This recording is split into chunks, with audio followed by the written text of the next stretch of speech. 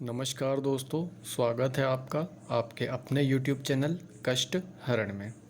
मित्रों, आज हम भगवद गीता के द्वितीय अध्याय के श्लोक 13 एवं 14 पर विचार करेंगे।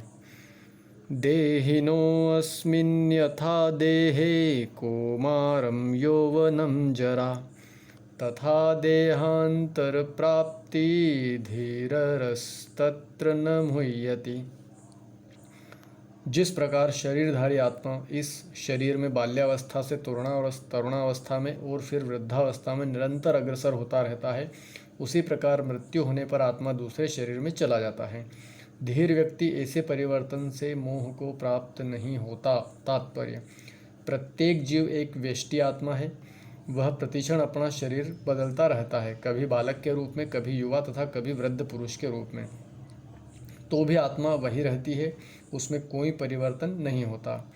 यह व्यष्टि आत्मा मृत्यु होने पर अंततोगत्वा एक शरीर बदलकर दूसरे शरीर में देहांतरण कर जाती है, और चूंकि अगले जन्म में इसको शरीर मिलना अवश्यम भावी है, चाहे वह शरीर आध्यात्मिक हो या भौतिक।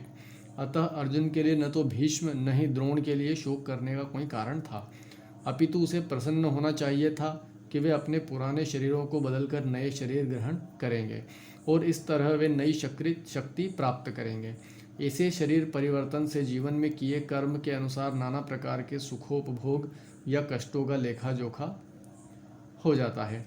चूँकि भीष्म व द्रोण साधु पुरुष थे, इसलिए अगले जन्म में उन्हें आध्यात्मिक शरीर प्राप्त होंगे, नहीं तो कम से कम उन्हें स्वर्ग में भोग करने के अनुरूप शरीर तो प्राप्त होंगे ही। अतः दोनों ही दशाओं में शोक का कोई कारण नहीं था।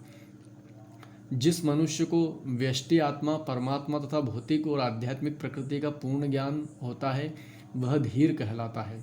ऐसा मनुष्य कभी भी शरीर परिवर्तन द्वारा ठगा नहीं जाता।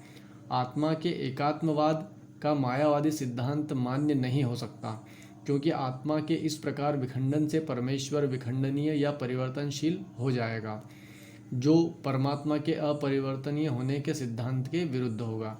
गीता में पुष्टि हुई है कि परमात्मा के खंडों का शाश्वत अस्तित्व है, जिन्हें क्षर कहा जाता है, अर्थात उनमें भौतिक प्रकृति में गिरने की प्रवृत्ति होती है।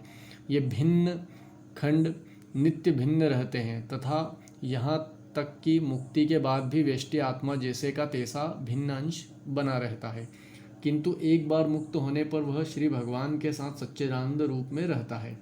परमात्मा पर प्रतिबिंबवाद का सिद्धांत व्यवहृत किया जा सकता है, जो प्रत्येक शरीर में विद्यमान रहता है। वह व्यष्टि जीव से भिन्न होता है। जब आकाश का प्रतिबिंब जल में पड़ता है तो प्रतिबिंब में सूर्य, चंद्र तथा तारे सभी खुच रहते हैं। तारों की तुलना जीवों से तथा सूर्य या चंद्र की परमेश्वर से की जा सकती है। व्यष्टि अंश आत्मा को अर्जुन के रूप में और परमात्मा को श्री भगवान के रूप में प्रदर्शित किया जाता है।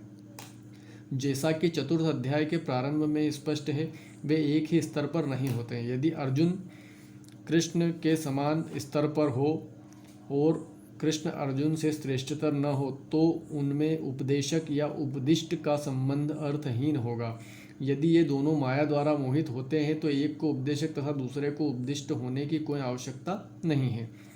ऐसा उपदेश व्यर्थ होगा, क्योंकि माया के चंगुल में रहकर कोई भी प्रामाणिक उपदेशक नहीं बन सकता। ऐसी परिस्थितियों में यह मान लिया जाता है कि भगवान कृष्ण परमेश्वर है, जो पद में माया द्वारा विस्मृत अर्जुन रूपी जीव से श्रेष्ठ है। श्लोक 14। मात्रा स्पर्शास्तु कौन्तेय शीतोष्ण सुखुदाः आगमापायिनो अस्नित्यास्तांस्तितिक्षस्त्वत्। हे कुंती पुत्र, सुख तथा दुख का क्षणिक उदय तथा कालक्रम में उनका अंतर्धान होना सर्दी तथा गर्मी की ऋतुओं के आने जाने के समान है। भरतवंशी, वे इंद्रिय बोध से उत्पन्न होते हैं और मनुष्य को चाहिए कि अविचल भाव से उनको सहन करना सीखे।